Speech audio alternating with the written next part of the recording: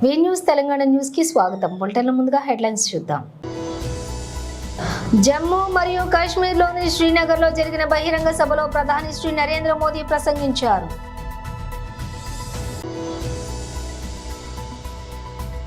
ప్రజాభవన్ ముందు మళ్లీ భారీ కంచెల ఏర్పాటు.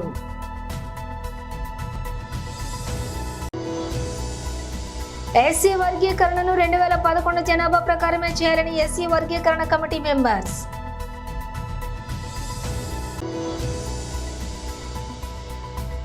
విదేశీ రాజకీయాల్లో బీజేపీ బీఆర్ఎస్ ఒకటే, మంత్రి సీతక్క. ఇక డీటెయిల్స్ చూస్తే, జమ్మూ మరియు కాశ్మీర్లోని శ్రీనగర్లో జరిగినటువంటి బహిరంగ సభలో ప్రధాని శ్రీ నరేంద్ర మోదీ ప్రసంగించారు. जम्मू कश्मीर में हम सिर्फ और सिर्फ विकास को, तेज तरक्की पर फोकस करते हुए काम कर रहे हैं. आज यहां बच्चों के लिए प्लेग्राउंड बने हैं. ये नया हब्बा कदल पुल नए रंग रूप में सामने आए.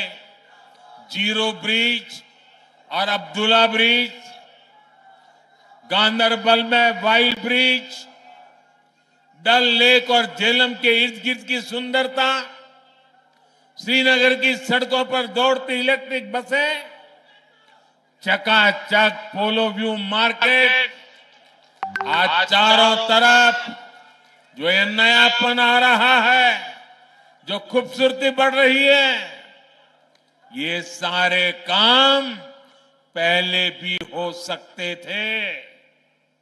लेकिन आज जो ईंट, जो पत्थर आपके रोड, आपके घर, आपकी इमारत में बनाने में लग रहे हैं, उनसे पहले कुछ लोगों ने आलीशान महल बनते थे. साथियों, नेशनल कॉन्फ्रेंस, पीडीपी और कांग्रेस के पास बताने के लिए काम नहीं, सिर्फ और सिर्फ नाकामियां है, नाकामियां. इन लोगों ने कश्मीर को सिवाय बर्बादी के और कुछ नहीं दिया. जबकि बीजेपी गरीब, किसान, नौजवान और महिलाएं सबके लिए बहुत बड़े इरादों के साथ इलेक्शन में उतरे हैं. यहां बीजेपी सरकार बनेगी तो किसानों के खाते में 6,000 से बढ़ाकर 10,000 रुपये हर साल जमा होंगे. यहां बनने वाली बीजेपी सरकार हर परिवार की सबसे बुजुर्ग महिला के खाते में हर साल 18,000 रुपये जमा करेगी. आज जम्मू कश्मीर के हर परिवार के पास 5 लाख तक मुफ्त इलाज की सुविधा है. यहां बीजेपी सरकार बनी तो 7 लाख रुपये तक मुफ्त इलाज मिलेगा. बीते सालों में यहां गरीबों को हजारों घर मिले हैं. अब दिल्ली की केंद्र सरकार यहां 24 घंटे बिजली, और वो भी मुफ्त बिजली देने के लिए काम कर रही है.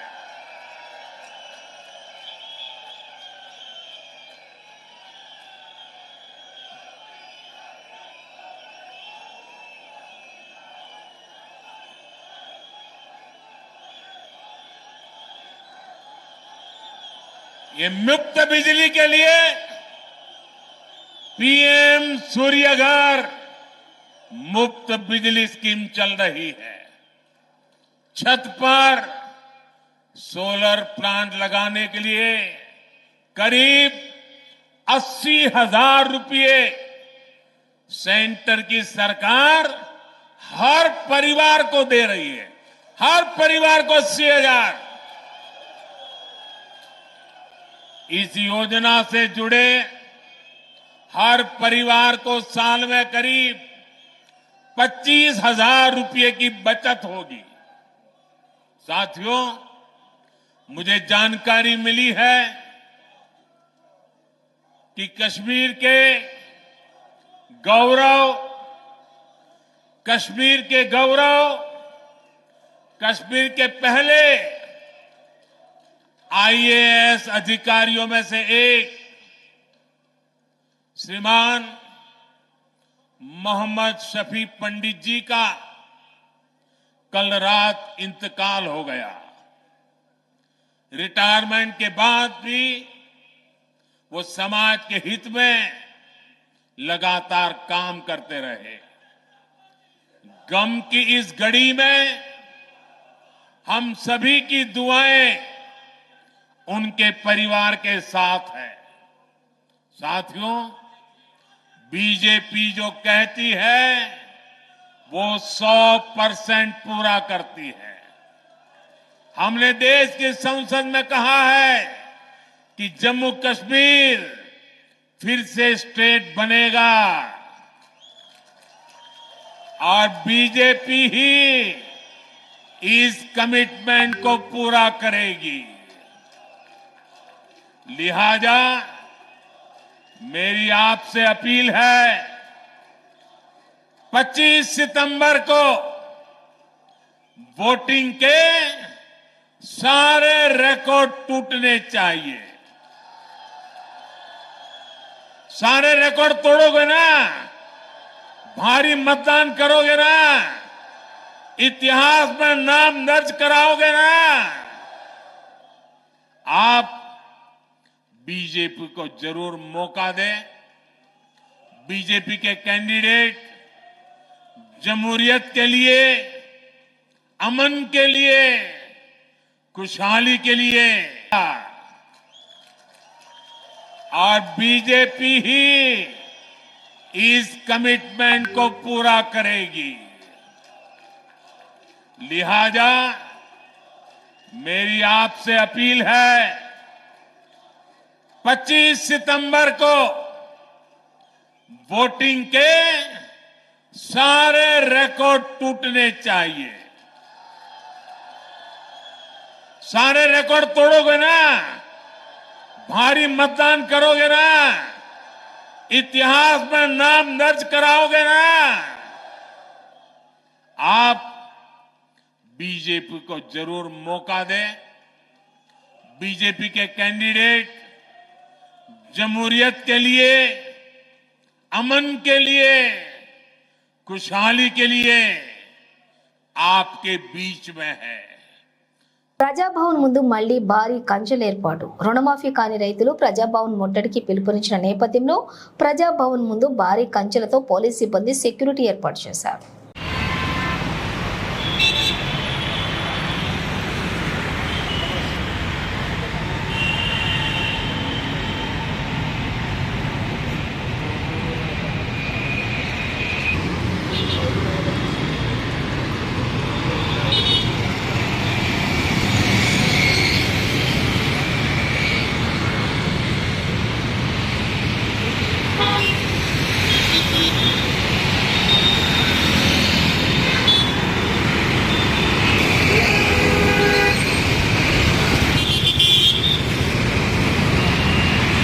ఎస్సీ వర్గీకరణను 2011 జనాభా ప్రకారమే చేయాలని ఎస్సీ వర్గీకరణ కమిటీ మెంబర్స్ మంత్రులు సీతక్క, పొన్నం ప్రభాకర్ కు వినతి పత్రం ఇస్తున్న మాజీ మంత్రి చంద్రశేఖర్, సతీష్ మాదిగ, మేరీ మాదిగ వరప్రసాద్.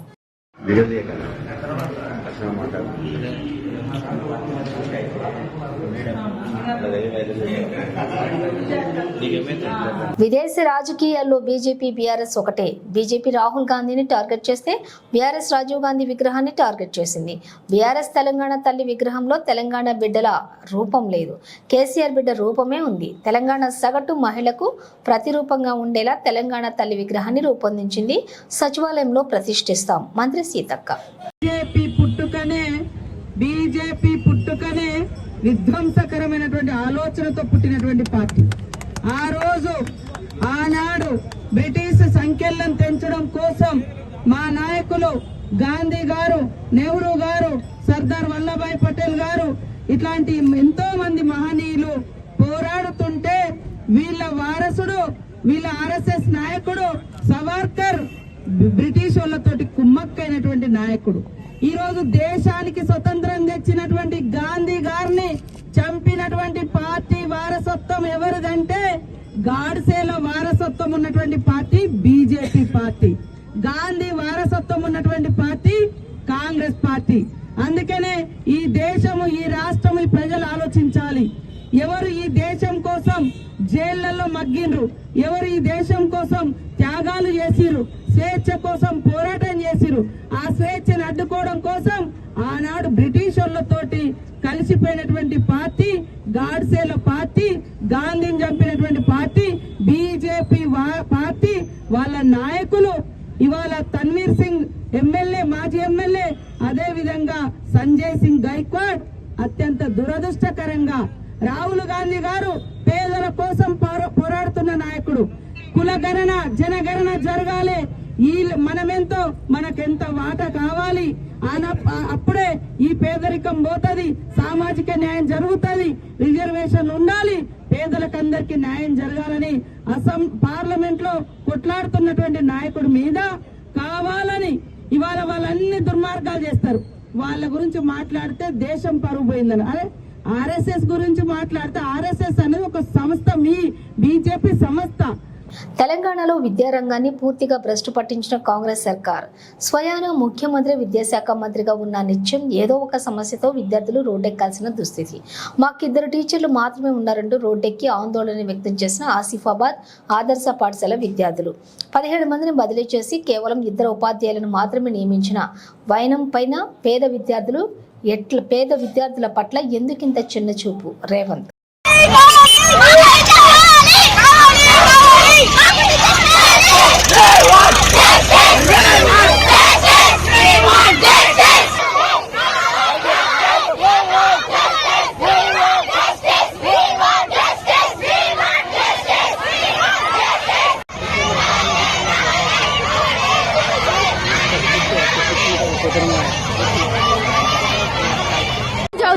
మా కాలేజ్ నుంచి 70 మెంబర్స్ టీచర్స్ వెళ్ళారు, కానీ వచ్చింది 2 మెంబర్స్. మా భవిష్యత్తుకి బాధ్యులు ఎవరు? ఎవరు రెస్పాన్సిబిలిటీ? మా భవిష్యత్తుకి అసలు ఏము వచ్చింది మాత్రం ఇద్దరు టీచర్సే. మాకు క్లాసెస్ కూడా జరుగుతలేవు. ఇప్పటికీ మేము 3 days వెయిట్ చేసినాం. మేము ఫెయిల్ అయితే ఎట్లా? ఎవరు బాధ్యులు? ప్రత్యక్ష ప్రసారం ఎమ్మెల్యే పల్లా రాజేశ్వర్ రెడ్డి తెలంగాణ భవన్ లో విలేకరుల సమావేశం. 8 నెలల నుంచి వెళ్ళి పాలిస్తున్న కాంగ్రెస్ నాయకులు, ముఖ్యమంత్రి, ఆర్థిక మంత్రి, మిగతా వాళ్ళందరూ కూడా రోజు ఏడుపు కొట్టు మాటలే, ఏడుస్తూనే ఉంటారు. కేసీఆర్ గారి దగ్గర ఏదో అభివృద్ధి జరగలే, మేము మాత్రమే అభివృద్ధి చేస్తాం, రోజు అప్పుల్లో ఉన్నది, దివాలా తీసింది అనే చెప్పే ఏడుపు కొట్టు మాటలతో ఈ యొక్క తెలంగాణ రాష్ట్రాన్ని ఎక్కడికో తీసుకుపోదామని చెప్పేసి బ్రహ్మాండంగా నెంబర్ 1గా ఉన్న దాన్ని పాతాళానికి తీసుకుపోయే విధంగా వీళ్ళ యొక్క మాటలు, చేతలు. 10 నెలలైనా కూడా ఒక్క ఆలోచన విధానం కూడా ముందుకు రాలే, ఒక్క పాలసీ కూడా రూపొందించవల్లే, ఒక పెట్టుబడి కూడా రాలే. ఉన్న పెట్టుబడులందరూ కూడా పెట్టుబడిదారులు పోయేటందుకని చెప్పేసి వాళ్ళందరినీ భయపెట్టిస్తూ ఉన్నారు. మేము పాలసీలు రూపొందించి అద్భుతమైన కట్టడాలను నిర్మిస్తే ఇవాళ పాలసీలు లేకుండా ఇవాళ కట్టడాలు ఏదైతే కట్టినో కట్టిన వాటి కూడా కూలగొట్టే పని చేస్తున్నారు. మేము కడితే వాళ్ళు కూలగొట్టడం, మేము నిర్మిస్తే వాటిని విధ్వంసం చేయడం, ఇదే పాలసీగా పెట్టుకున్నారు. ఇవాళ వాళ్ళు మాట్లాడుతున్నారు. అన్ని వివరాలు కూడా ఇవాళ 2 ముఖ్యమంత్రులు మాట్లాడిందే మీ దగ్గరికి ఇలా తీసుకొస్తాం. ఇవాళ ఈ రాష్ట్రంలో ఉండే హైదరాబాద్ కానీ, రంగారెడ్డి కానీ, లేక గ్రామసీమల్లో ఉండే భూముల ధరలు ఏ విధంగా పెరిగినాయి 10 సంవత్సరాల్లో అంటే 2 ముఖ్యమంత్రులు కూడా మాట్లాడుతూ వాళ్ళు ఏమన్నారో ఒక్కసారి మనం చూద్దాం.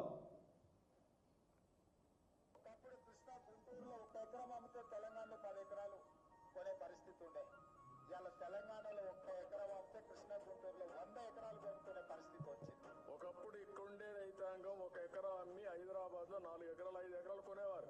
ఇప్పుడు హైదరాబాద్ లో 1 ఎకరా అమ్మితే ఇక్కడ 100 ఎకరాలు కొనే పరిస్థితికి వచ్చారు. ఎవరు కారణం దీనికి? మీరు చూసారు, ఇద్దరు కూడా ఈ రాష్ట్ర ముఖ్యమంత్రి ఆ రాష్ట్ర ముఖ్యమంత్రి ఒకటే మాట మాట్లాడుతున్నారు.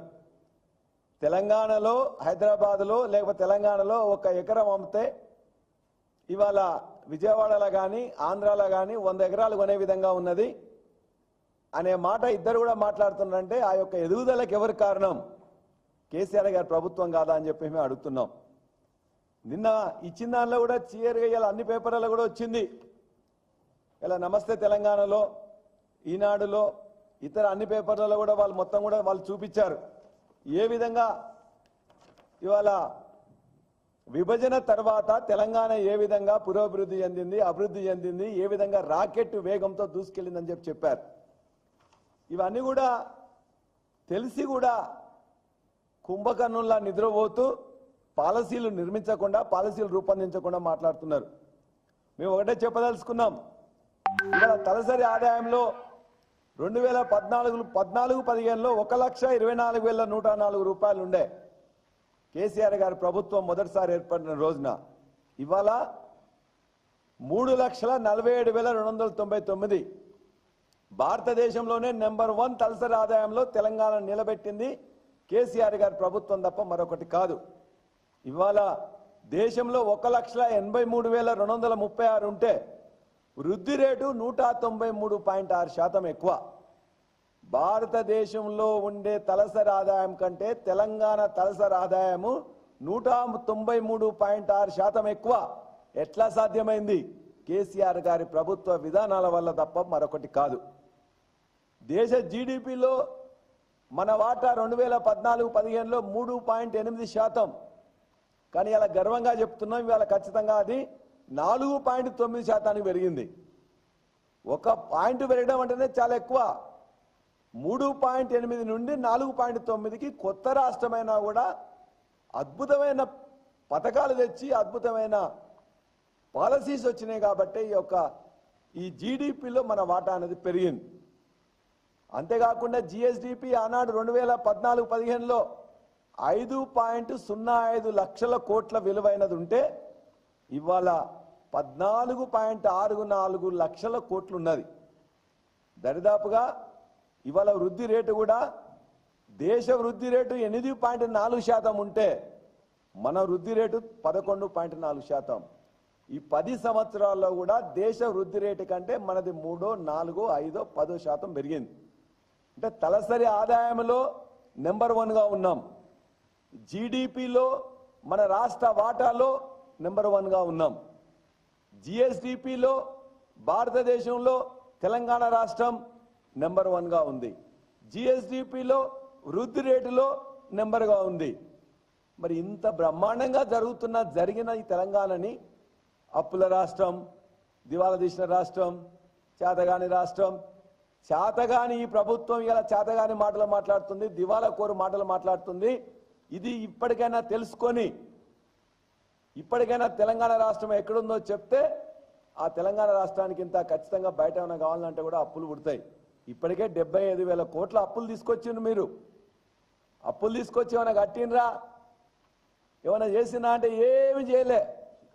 ఉన్నదాన్ని మొత్తం కూడా రోజుకి 2 సార్లు 3 సార్లు మొత్తం కూడా హెలికాప్టర్ తీసుకోను. ఈ మంత్రి హెలికాప్టర్ కావాలంటే ఆ మంత్రి హెలికాప్టర్. ఆయన 2 సార్లు పోయినట్టే నేను 4 సార్లు పోయినా. హెలికాప్టర్ల కోసం కొట్లాట. ఆ హెలికాప్టర్లు కొన్నది తెచ్చింది కూడా కేసీఆర్ గారి ప్రభుత్వం అని చెప్పి గుర్తుపెట్టుకోమంటున్నాం. ఇవాళ ఏం చేస్తున్నారు? ఖచ్చితంగా మేము చెప్తున్నాం, ఐటీ రంగంలో 3 లక్షల ఉద్యోగాలు ఉంటే ఇలా 10 లక్షల ఉద్యోగాలు అయినాయి.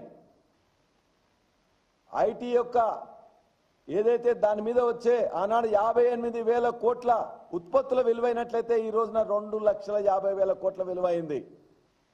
ఉద్యోగాల సంఖ్య పెరిగింది. చెన్నై వేదికగా బంగ్లాదేశ్ తో జరుగుతున్న తొలి టెస్ట్ లో టాస్ ఓడి మొదటి బ్యాటింగ్ ప్రారంభించిన భారత జట్టు ఆదిలోనే గట్టి ఎదురు దెబ్బ తగిలింది. ఆ భారత జట్టుకు సారథి రోహిత్ శర్మ, శుభ్మన్ గిల్, విరాట్ కోహ్లీ వరుసగా పెవిలియన్ చేరారు. దీంతో కేవలం 34 రన్కే రోహిత్ సేన కీలకమైన 3 వికెట్లు కోల్పోయి పేకల్లోతు కష్టాల్లో పడిపోయింది. ఇలాంటి పరిస్థితిలో ఓపెనర్ యశస్వి జైస్వాల్, రిషబ్ పంత్ ఇన్నింగ్స్ ను చక్కదిద్దే ప్రయత్నం చేశారు. అయితే యశస్వి క్రీజ్ లో పాతుకుపోయినప్పటికీ ఉన్నప్పటికీ పంత్ 39 మాత్రం పెవిలియన్ చేరాడు. ఈ క్రమంలోనే పంత్ క్రీజులో ఉన్నప్పుడు అతడి కాన్సంట్రేషన్ అంతా దెబ్బతీయాలనే ఉద్దేశంతో బంగ్లా వికెట్ కీపర్ లిట్టన్ దాస్ గొడవకు దిగాడు. అసలు ఏం జరిగిందంటే బంగ్లాదేశ్ బౌలర్ టెస్కిన్ అహ్మద్ వేసిన ఇన్నింగ్స్ 16వ ఓవర్లో ఈ వివాదం చోటు చేసుకుంది. ఫీల్డర్ త్రో విసిరిన బంతి పంత్ పాడ్కు తగిలి మిడ్ వికెట్ వైపు వెళ్ళింది. దీంతో పంత్ ఎక్స్ట్రా పరుగు కోసం ప్రయత్నించాడు. కానీ ఎస్ఎస్బి నో చెప్పడంతో తిరిగి క్రీజులోకి వచ్చేశాడు పంత్. అయితే బంగ్లా కీపర్ లిట్టన్ దాస్ మాత్రం దానికి పరుగు ఎలా తీస్తావు అంటూ పంత్తో ఏదో చెప్పబోయాడు. దాంతో మనోడు అతనికి గట్టి కౌంటర్ ఇచ్చాడు. మరి బాల్ వికెట్లకు తగిలేలా విసిరాలి కదా, నన్నెందుకు కొడుతున్నారు అంటూ పంత్ రివర్స్ కౌంట్ వేశాడు. అలా కొద్దిసేపు ఇద్దరి మధ్య కాసేపు వాగ్వాదం చోటు చేసుకుంది. వారి మాటలు స్టంప్లోని మైక్లలో రికార్డ్ అయ్యాయి. BRS Peddi Sudarshan Reddy house arrest. నర్సంపేటలో నేడు పలు అభివృద్ధి కార్యక్రమాల్లో పాల్గొనున్న మంత్రులు పొంగులేటి శ్రీనివాసరెడ్డి, దామోదర రాజనరసింహ మంత్రులను అడ్డుకుంటారనే నెపంతో మాజీ ఎమ్మెల్యే పెద్ది సుదర్శన్ రెడ్డిని హౌస్ అరెస్ట్ చేసిన పోలీసులు.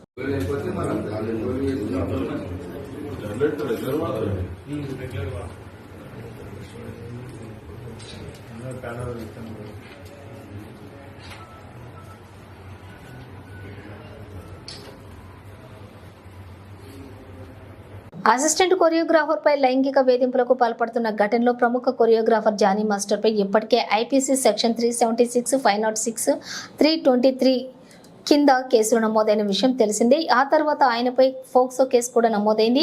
ఈ నేపథ్యంలోనే జానీ మాస్టర్ కోసం గాలింపు ముమ్మరం చేసిన రాజేంద్రనగర్ ఎస్ఓటి పోలీసుల బృందం ఎట్టకేలకు ఆయనను బెంగళూరులోని అదుపులోకి తీసుకున్నట్లుగా సమాచారం. ప్రస్తుతం ఆయనను హైదరాబాద్కు తరలిస్తున్నట్లుగా తెలుస్తోంది. అనంతరం నేరుగా ఉప్పరపల్లి కోర్టులో హాజరుపరిచే అవకాశం ఉంది. రుణమాఫీ కాలేదన్న ఆవేదనతో రైతులందరూ సంఘటితమై చలో ప్రజాభవన్కు పిలుపునిస్తే కాంగ్రెస్ ప్రభుత్వానికి వణుకు పుట్టించింది.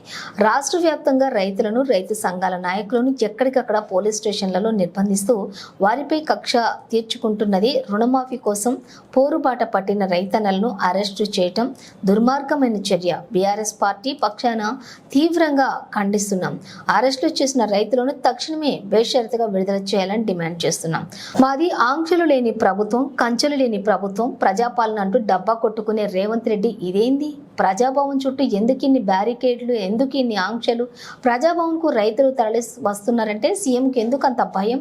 రాజకీయ పార్టీల ప్రమేయం లేకుండా మొదలైన రైతుల ఉద్యమాన్ని ఎదుర్కోవటం అంటే రాజకీయంగా వెకిలి మకిలి చిల్లర వ్యాఖ్యలు చేసినంత సులువు కాదు. రుణమాఫీ ఏమైందని నిలదీసేందుకు వస్తున్న రైతులకు ఏమని సమాధానం చెబుతావు రేవంత్ రెడ్డి? రైతులందరికీ 2 లక్షల రుణమాఫీ చేస్తానని చెప్పి మాట తప్పావు. ఇప్పుడు అదే నీకు, నీ ప్రభుత్వానికి ఉరితాడు కాబోతోంది. రుణమాఫీ చేసి తీరేదాకా నిన్ను బీఆర్ఎస్ పార్టీ వదిలిపెట్టదు, తెలంగాణ రైతాంగం వదిలిపెట్టదు.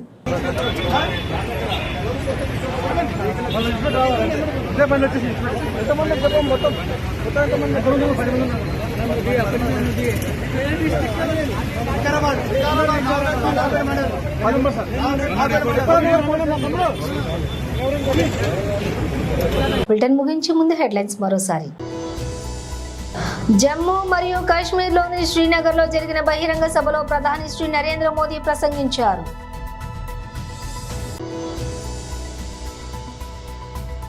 ప్రజాభవన్ ముందు మళ్లీ భారీ కంచెల ఏర్పాటు.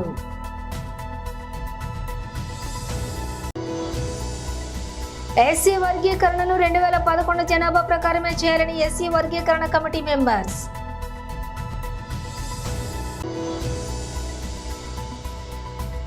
విదేశీ రాజకీయాల్లో బీజేపీ బీఆర్ఎస్ ఒకటే, మంత్రి సీతక్క. ఇవి బులెటిన్ విశేషాలు. మరో బులెటిన్తో మళ్ళీ కలుద్దాం.